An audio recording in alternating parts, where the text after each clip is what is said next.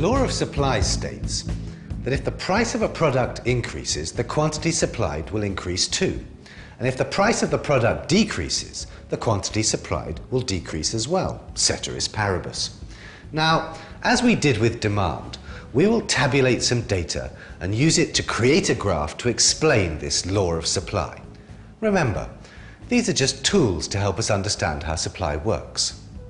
Okay, let's start with our table. Assuming you're the owner of the Funky Chicken, how many fried chicken pieces are you willing to supply if the price of one piece of fried chicken is, say, 7 rand? Any figure will do to start with. So let's start with, say, 14 pieces. And at 6 rand, well, the law says that if the price drops, so will the quantity supplied, so 12 pieces.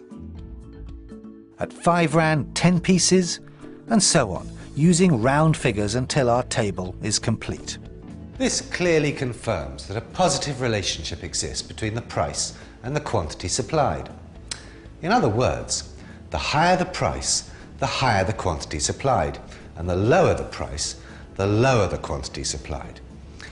You'll see later that this relationship is governed by the law of diminishing returns. Now, let's present this data in the form of a graph. We're going to create our first supply curve. As we did with our first demand curve, we'll start by plotting the axes and indicate the origin. Then, we'll assign the price of the good, P, to the vertical axis and the quantity supplied, QS, to the horizontal axis. Then, the intervals. In this, 7 equally spaced ones on each axis, followed by the corresponding values from the table. That's 1 rand, 2 rand, 3, 4, 5, 6, and 7. And 2 pieces, 4 pieces, 6, 8, 10, 12, and 14. Now, we plot the different price-quantity supplied combinations. At 7 rand, 14 pieces are supplied. At 6 rand, 12 pieces, and so on.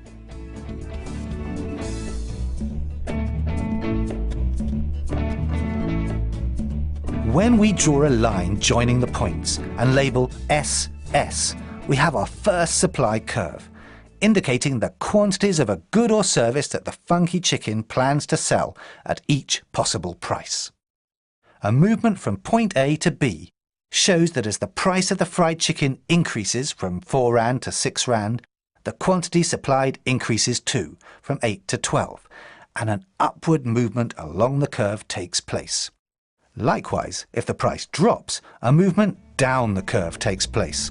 But how does the supply curve differ from the demand curve for fried chicken pieces? Well, the demand curve shows that a higher price leads to a lower quantity demanded, but with the supply curve, a higher price leads to a higher quantity supplied. So that is the law of supply, which states that the higher the price, the higher the quantity supplied, and the lower the price, the lower the quantity supplied.